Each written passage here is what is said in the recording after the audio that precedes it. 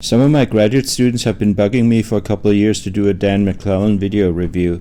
Now, there are some reviews out there, but my students knew that I wouldn't be happy with those, and I'm not. And the reason is that the issue with Dan McClellan is ultimately hermeneutical, but there's hardly anyone on social media who knows what to do with that at any kind of serious level. In my first thumbnail, I had Dan McClellan, scholar or trend question mark, but that's too easy. It's obvious he's a trend. I'm not saying at all that he's not also a scholar. He certainly is, but mostly he's a trend for two reasons. Number one, he got in very early in social media, and number two, he did it at just the right time in terms of the deconstruction community needing someone to validate their doubt, and that's what he's been doing ever since, and good for him. But here's the thing, as far as I can tell, some in the deconstruction community are basically saying, "Church, no thank you, I'm done, but Jesus, yes please." Now, I serve those people mostly. On the other hand, there are those in the deconstruction community who are just walking away from everything, and I think Dan validates their doubts and therefore serves them. By the way, I do not know Dan personally. We've had a few interactions in the comments. Like, I commented to him once that data over dogma, which is a slogan, isn't enough. It should be hermeneutics over data over dogma. And I'll say more about that in this video. But actually, he liked that, and so we did a little bit of that back and forth, and that's about it. And you know what? To be sure, I don't know why he liked it, because it doesn't really do anything with hermeneutics, but we'll get back to that in a second. So once I watched a few other review videos of Dan, I got frustrated and I thought, all right, I'll do my own. And that's exactly what my students were counting on, so here we go. Speaking of that frustration, the reason I'm frustrated with other review videos is they do not get at the core of the matter, and the core of the matter is almost always hermeneutics, and same here with Dan. Now, hermeneutics is not something that Dan attends to. I think he should. I think every theologian should, but he doesn't. He's in the majority on this one. I'm not sure there are any others who prioritize hermeneutics like I do. Why do I think they should prioritize it? Because it is the art of good interpretation, and everyone claims somewhere, implicitly or explicitly, that when they're dealing with a biblical text they're interpreting, and it is my contention that most of the time they're not. Dan does actually very little interpretation. He does a lot of talking about the background of the Bible, and he fuels the doubt of the deconstruction community, and that's his right. I just don't think that's interpretation. So why do I prioritize interpretation, and hermeneutics is the art of good interpretation? The reason is not that I think we need to do this because it's my specialty. It's the other way around. It's my specialty because that has to be the foundation for doing theology, in my view. And the main reason for that is that as humans, we are quintessentially hermeneutical. It's the only thing we can never walk away from. You can never for 1 second say to your brain, I'm going to shut you off for just a millisecond. Whether you're an atheist or a positivist or whatever the heck you are, you cannot do it. So we might as well get better at it. That's my point. Now, I said a minute ago that I do not know Dan personally, even though it's likely that we passed on hotel elevators at various academic events over the years, but we don't know each other personally. I drive through Utah sometimes. I think he's an LDS member, so he probably doesn't drink. Otherwise, I'd invite him for a cocktail, but he may not be interested anyway. It doesn't matter. Let's go. The first thing is to say that Dan and I hold very equivalent PhDs. I say this because it means that we know what each other had to do in order to get it. These are British PhDs. His, I think, is from Exeter. Mine is from London/Cambridge, but it's basically the same difference. So I know what he had to do to get it, and that's good background to have. Sometimes when I evaluate other theologians or interpreters or people who claim to be interpreters, I specifically use this as a filter. I ask myself, what if that person came to me to apply to do a PhD? In Dan's case, it would be another PhD, an additional one. Would I take them? Now, again, in Dan's case, I would take him, absolutely. He's a scholar and he's good at what he does. But what does he do? He does some very specific things. I just don't think that's nearly enough, that's all. By the way, if you actually wanted to get the same PhD that Dan has and that I hold, talk to me. And if you meet the credentials, we'll make it work. So in a nutshell, my contention in this video is going to be that Dan McClellan has replaced theology with social ethics, and the reason he has done that is because he does not attend to hermeneutics. He's in the majority on that one. People typically don't attend to hermeneutics. Completely beats the heck out of me. And by the way, I'm not talking about that thing that evangelicals call biblical hermeneutics. That's a complete misnomer. In fact, the entire concept doesn't work. The whole point of biblical literature is that it was written for people, normal people, who didn't apply special hermeneutics or some kind of special filter or anything. The notion of biblical hermeneutics makes no sense. It's either hermeneutics or bust. I go for hermeneutics. So what kind of a Bible scholar is Dan? And secondly, can the deconstruction community whom he serves, can they actually answer that question? And I'm not so sure. And here's why. They themselves do not have a preference in favor of hermeneutics, and consequently they walk out instead of processing what's there. I'm not saying they don't process, period. What I am saying is that ultimately they put themselves in an either-or situation, and that sometimes smacks of reverse fundamentalism. It is fairly common in religion that people walk out of one fundamentalism and they flip all the way over into the opposite fundamentalism. I think that's what's happening with a lot of people in deconstruction. Not all of them. There are those who take a different tack and they basically say, Jesus, yes, but church, no, thank you. And that's been my motto all along. Why no thank you to church, by the way?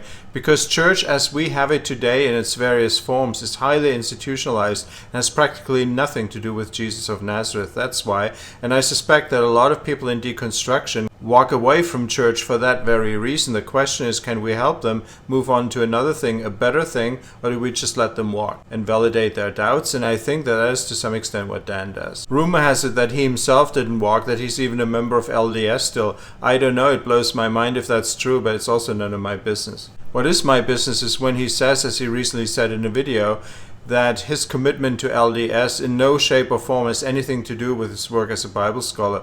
Wait, what? That, my friends, I find entirely not understandable, and I'd love to hear him talk more about it. That's like waving a flag and saying, look at me, I'm a positivist, take it or leave it. I separate between faith and the intellect. By the way, people are also on my case a lot about doing a review video of Bart Ehrman, and if you want me to do it, I'll do it. Just put your request in the comments. So when my students and other people come to me and ask for a review of Dan McClellan, this review, then they basically say something like this: can I trust Dan McClellan as a scholar? Please do a review, I'll pay you for it.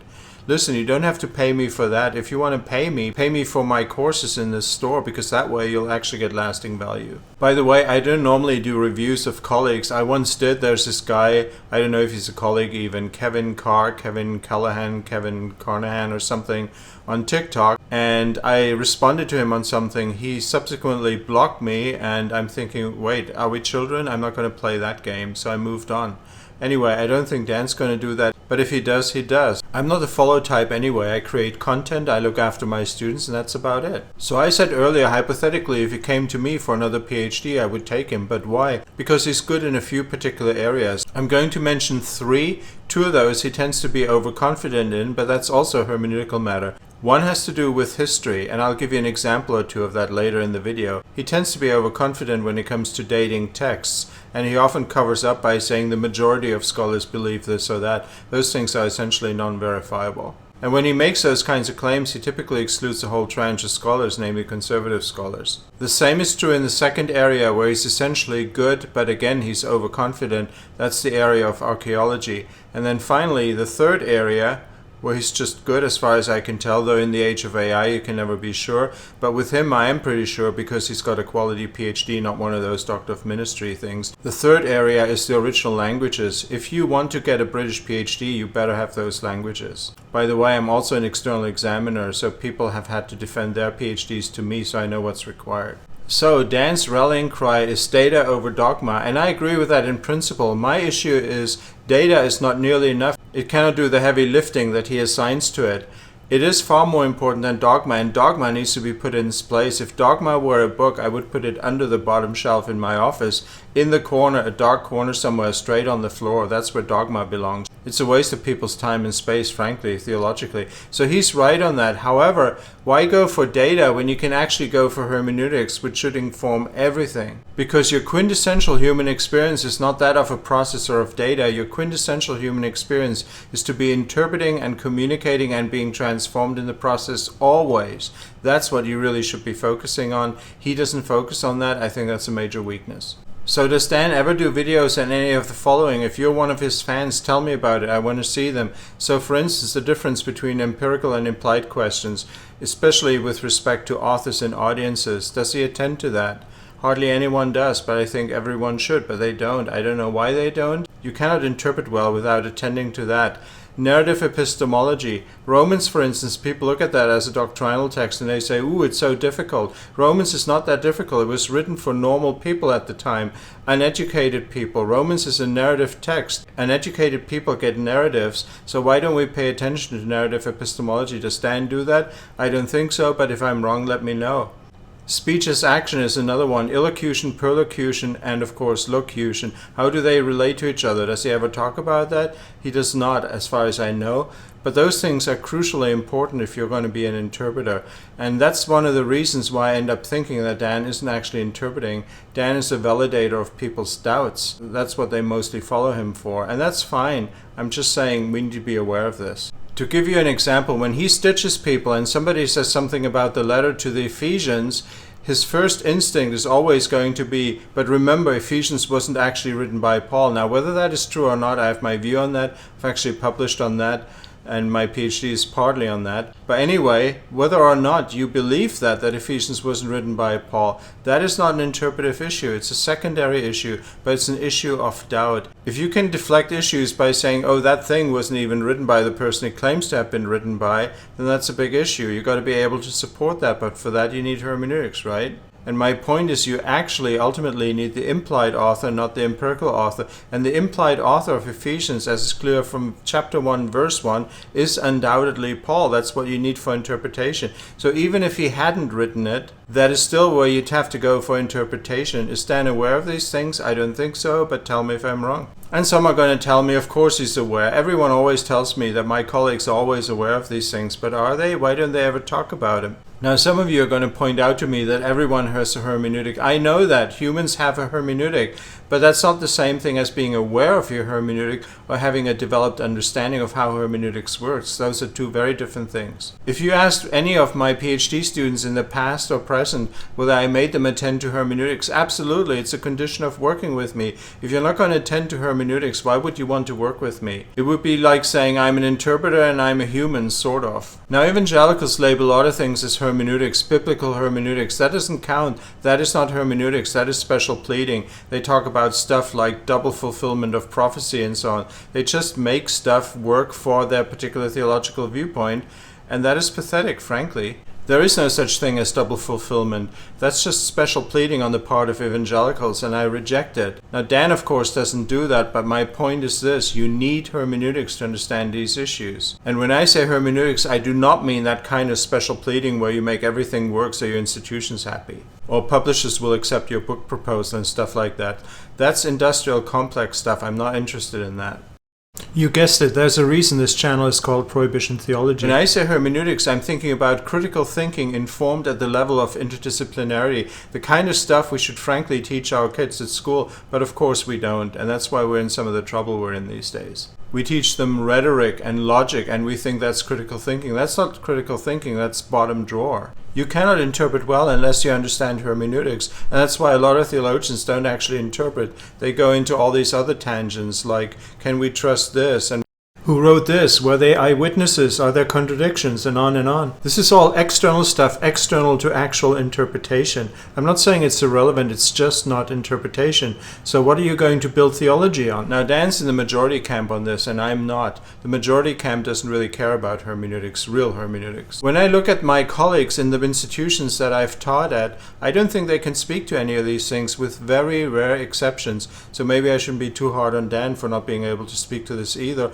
Or if he can speak to it, why the heck doesn't he? By the way, and sadly, most of the greats in hermeneutics of our generation have more or less passed away. There are people like Paul Ricoeur, the French philosopher, Hans-Georg Adam, the German philosopher, Anthony Thistleton, he passed away a few years ago, British theologian, philosopher, wonderful, wonderful guy. I learned so much from him. And I remember one of the best times of my life academically was driving around New England with him in the car. I've never had such good conversations while chauffeuring someone around the country. By the way, the occasion for all that was that he and I were both contributors to the same academic event, which was like a boutique-ish colloquy on the depth of hermeneutics. But those people, they're gone, and I don't know who's going to take up their mantle and carry things forward. I don't know. I told you that hermeneutics, or interpretation and communication, that dialectic, is the thing that makes you and me human. I cannot think of another academic discipline that can claim this, at least not as comprehensively as hermeneutics. Can you? If you do, please let me know. I'm curious. When people do nothing with hermeneutics, for me personally, that's a red flag. But of course, that means the majority of scholars are a red flag, and I admit that. Why is that so important to me? Because if you don't attend to hermeneutics, fundamentalism lurks just around the corner, and progressives and liberals can be every bit as fundamentalist or reverse fundamentalist as conservatives and evangelicals. And I do think that Dan McClellan has some fundamentalist and positivistic traits, but again, he's in the majority with that, even in the liberal community. So what do? Hermeneutics should actually be his friend, not his enemy. Now, I'm not saying it's his enemy. I'm not saying he treats it as his enemy. I'm just saying, why doesn't he do it? What's his view about how communication actually works? I don't know. I do know that he says he doesn't think texts have meanings. I think that's a huge mistake. There's another part of that equation that says meaning doesn't reside in words. And I agree with that, and so does he. But how can you say texts don't have meanings? You can only say that if you give up on meaning altogether. And it seems to me that he gets awfully close to that, except when it suits his case in taking someone on, and he says, look, here's the semantic meaning of this word. This is how that word is used. Suddenly texts do have meaning. Now here's the thing, Dan understands, at least in theory, that semantics or dictionaries are not the way of getting at meaning. Few people understand that. He does. What he doesn't seem to understand is that texts do actually have a place where they reside. There's a difference between a brick that's part of a pile on the ground and a brick that's been placed in a wall, like these things behind me in this bakery that I like. I'm in the basement of a bakery where I used to be an exchange student a million years ago. Every one of these bricks has meaning because it is formed into a wider context, into a wider act of architectural communication. That's where meaning resides. If these bricks were just lying on the ground in a pile, you cannot take words and just look up a dictionary and say, here's the meaning of the word. It's not how it works. Dictionaries are post-interpretive, not pre-interpretive. If people understood that, the world would be a better place, frankly. But even if you don't agree with me, this matter of the epistemology of communication is utterly important, even if you take another view on it. The point is, why don't people like Dan ever talk about it? Liberals and progressives hate it when I point out to them that they're as fundamentalist as everyone else. Of course they hate it. I would too if I were one of them. Why am I not one of them? I don't like labels. I'm not either evangelical or progressive, either conservative or liberal. That's not how the world works. We have to do better than that. But in this country, everything's dualistic. Everything is left or right or up or down, correct or wrong. Everything's dualistic. You always have to choose between two. Even your political party you have to choose. I'm not like that. I refuse that. In some ways, I may be more conservative. In many ways, I'm more liberal. And in some ways, I'm certainly progressive.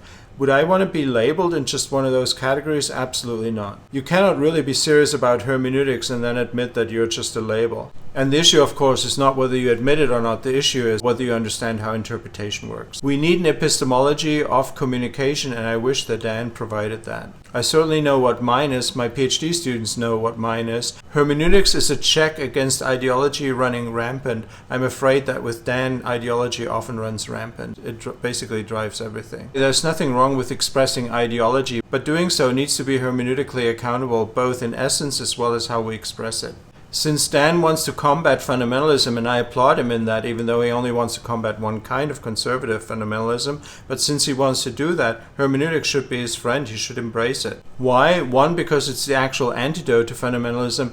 That's an epistemological statement. And secondly, because you can actually build theology on that process. Does Dan have hermeneutical instincts? Of course he does. He's human. We all do. But here's the thing. What I'm criticizing here shows up in certain ways in his thinking. For example, he often talks about questions like who wrote what, when, where. Those are not interpretive questions. Those are secondary contextual questions. If they're interpretively relevant, we need to show that and we need to make them relevant. But by itself, it can never take the place of interpretation. But that's where his focus is, because he validates people's doubt about these things. Of course, Isaiah had multiple authors, Genesis was written late, and that kind of stuff. Now, whether we agree with those statements or not, the fact of the matter is those are non-interpretive statements, they're post-interpretive at best. And if it turned out that Ephesians wasn't in fact written by Paul, it still would have to be interpreted from that perspective, because that's its stated implied author. So how could we run roughshod over that? Now, some of you are going to criticize me for what I just said, but please make sure before you do that you understand the difference between implied and empirical. Now, we can talk about the Pentateuch and JDP until the cows come home, but is any of that interpretive? It is not. If you think it's relevant interpretively, then make the case. You can check the box on JDP, the source question for the Pentateuch, and so on, but that doesn't mean you can interpret. Again, if you want to go deeper in this, read Ricoeur, read Gadamer, read Thistleton, take my courses in that store I'm going to put up in a minute. Do that kind of stuff, because those are foundational tools that you will need to interpret well.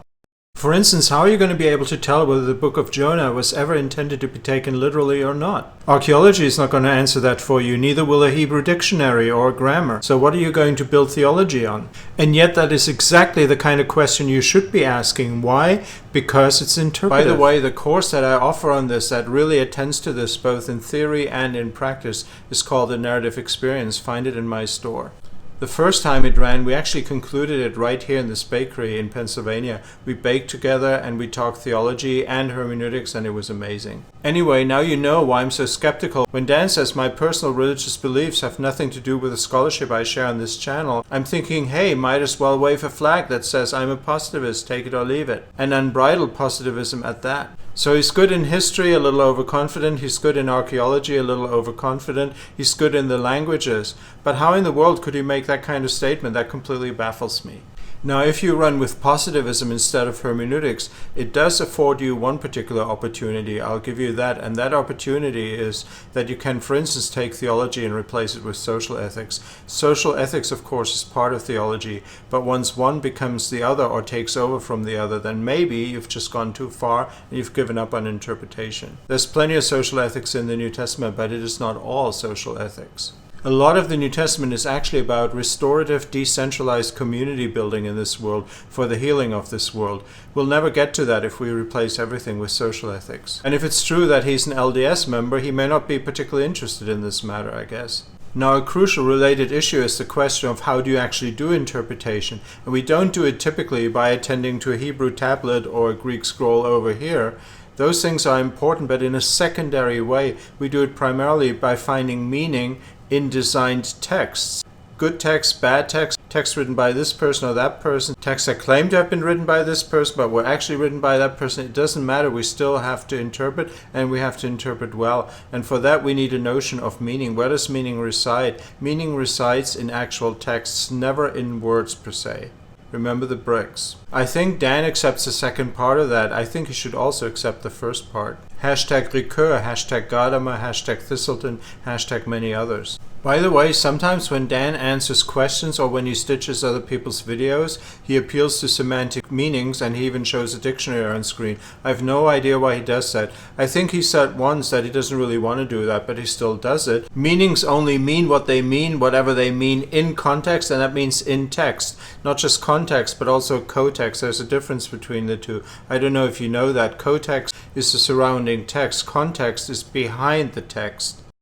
Stuff like historical background information that may or may not be implied by the text, and the interpreter has to show that. If the interpreter cannot show that, it's just external fluff. Anyway, I'm getting lost in detail here. Let's move on. If it is true that dictionaries are post-interpretive and therefore never determinative of meaning, then where do you find meaning? You find it in narrative epistemology. Even Romans is ultimately a storybook. That's how you need to read it. And actually, it works out really well. It's actually really understandable if you read it as a storybook rather than a doctrinal handbook, which is silly. By the way, I'm not claiming that Dan ever did that with Romans. I have no idea what he does with Romans. I never see him really interpret, but my point is that this is something that's very prevalent out there, that people go and look for doctrine when really they should be interpreting the story no matter what the genre. By the way, dictionaries are great for learning a language, but that's not interpretation. Don't ever confuse the two. Now, I said earlier that Dan can be overconfident in his judgments. And here's an example. I recently saw a video where he showed a woman who talked about Psalm 22, the words on the cross. My God, why have you forsaken me?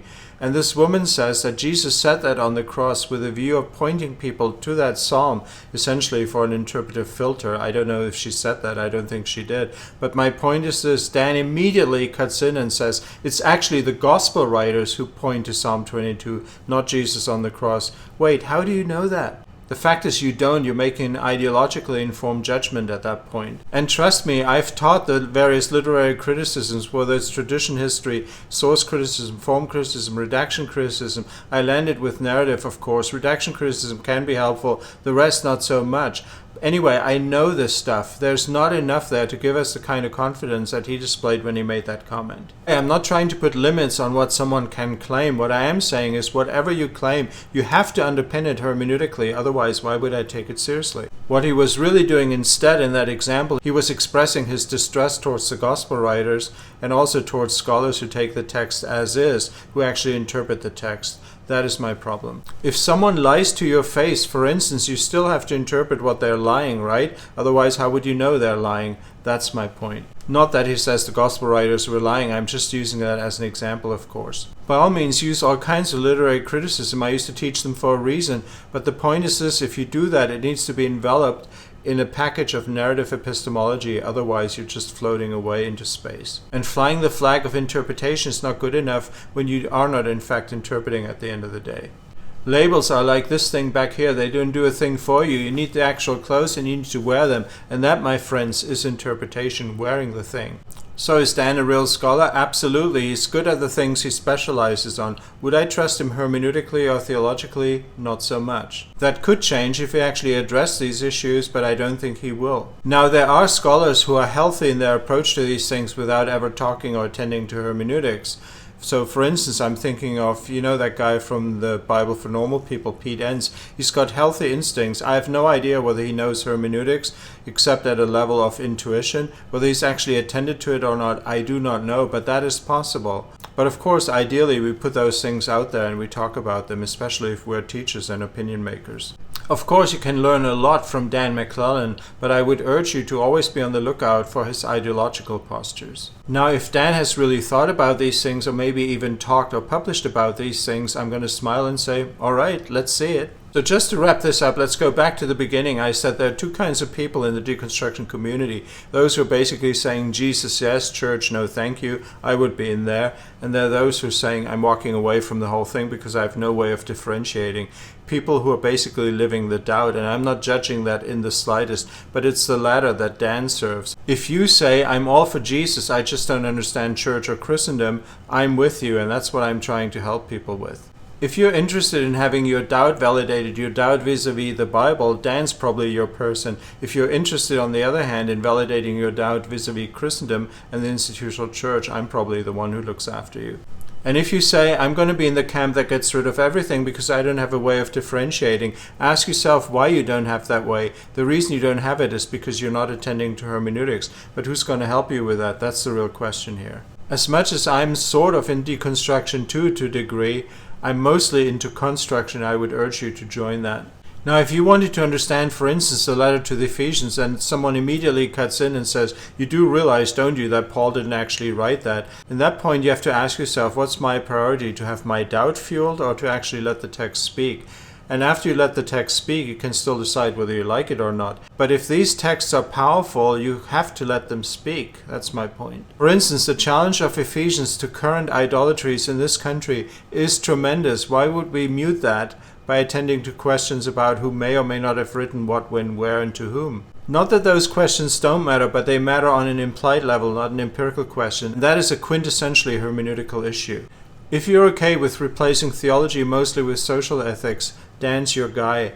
If you want to be hermeneutical in your approach to the world, to life, and to these texts, you may want to find someone who attends to that, and they're not easy to find. To close, I want to come back very briefly to this matter of Dan apparently being a member of the LDS Church. Now, that is a deeply controlling and intensely fundamentalist organization. And remember, his public work is precisely about exposing those kinds of fundamentalisms in the Christian world. And that raises the question, are there tensions between personal commitment and scholarly integrity here? He says no, these are separate things, the one doesn't affect the other. But here's the thing, when it comes to the Bible, Dan has no problem attacking the Bible's credibility, and doing so ostensibly from the perspective of interpretive scholarship. So my question is, can you really claim for yourself a strict separation between personal preference on the one hand and interpretive scholarship on the other? And if you can, assuming that for a minute, why not extend that to the object of your research? And that disconnect right there may be the deepest hermeneutical dilemma when it comes to Dan McClellan's public work. Before I wrap this up, I want to clarify something. Earlier in this video, I said it doesn't matter to me whether Dan is still a member of LDS or not. And by that, I simply meant that any evaluation of his academic claims should be irrespective of his membership in LDS or not. But there is this whole other matter, one of integration. To what extent do we as humans integrate our knowledge with who we are? And on that level, people are very interested, especially in the age of AI, because AI doesn't have personality. Personalities need to integrate. To give an example, I keep railing against any form of organized organized Christian religion, and that includes independent churches too, because they're also organized top-down. It seems to me disingenuous to claim that a Christian community follows Jesus when in fact they're organized religion. So if you look at my work and you find a disconnect between what I say on that front and what I do as a believer, then you have the right to ask me about that. Because as a human, you want integration on the part of scholars as well. And that is very understandable, but that's not the same thing as to evaluate somebody's academic work. On that level, I don't care whether he's a member of LDS or not. On the level of disintegration, I absolutely do.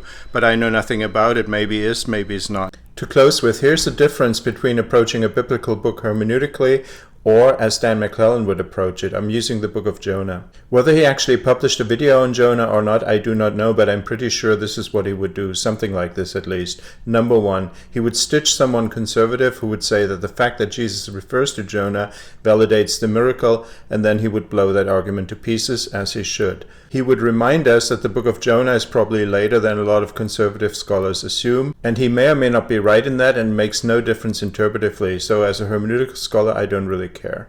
And most likely he would say, thirdly, that the fact that Jesus refers to Jonah doesn't change the fact that Jonah is fiction, pure and simple. And that is by far the biggest difference between a scholar like Dan and someone who approaches interpretation hermeneutically because they believe theology requires that. If the person of Jonah in that book is a metaphor for Israel, the book actually makes a ton of sense and becomes exciting. But that's an interpretive matter. If you argue about fictional or not fictional, did Jesus endorse a miracle or not, you're not really doing an interpretive thing at all. In other words, you're not being hermeneutical. If you happen to think that it makes sense to do theology based on a text, you need hermeneutics. If instead you're going to speculate about historical realities, you're actually bypassing hermeneutics. What are you going to base theology on in that case? But just to be clear, hermeneutics is not a goal in and of itself. Hermeneutics ensures that we give a text a fair hearing, any text, whether biblical or not. If you want to understand these kinds of issues on your own, in other words, without someone doing videos about it, I would urge you to take this course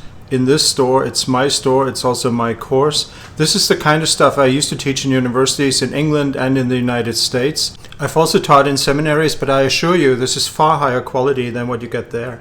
We go through the course as a cohort, which means there are pre-recorded lectures for each week. Then we meet for 2 hours online live each week. And if you miss a week or two, it's no problem. You just get the recording. This is important for anyone who does any kind of interpretation. Maybe you're a theologian. Maybe you're a Bible reader. Maybe you're a lawyer. When you go to my store, you will see other courses, but this one is the foundational one. Start with this one. Everything else builds on it.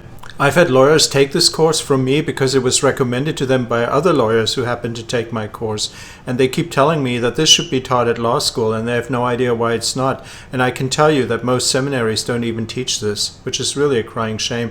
This is the foundation of understanding interpretation, even if you were to learn the original languages, and I'm not saying you should, but even then you would need this to make sense of that. When people know the languages and they don't know this, they're dangerous.